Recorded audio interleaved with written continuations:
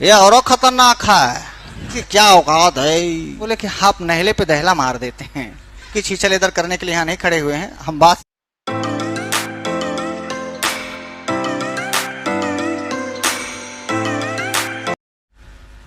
हाँ या ना बोलो।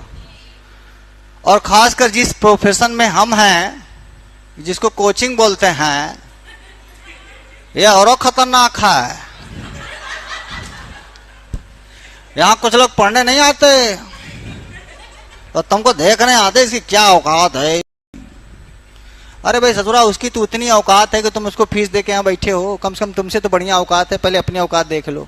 अपनी औकात झिन्नी मिन्नी है, हाँ झिन्नी मिन्नी कुछ है नहीं, और दूसरी की औकात नापने चलते हैं।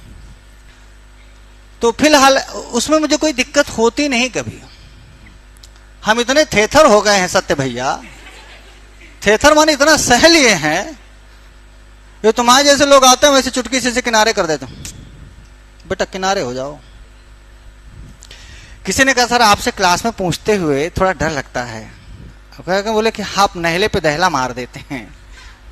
नहीं दहला इसे, यदि आप जिज्ञासु बनकर, हमें समझ में आ जाता है, इतना एक्सपीरियंस हो जाता है गुरुजी कि तुम क्या हो।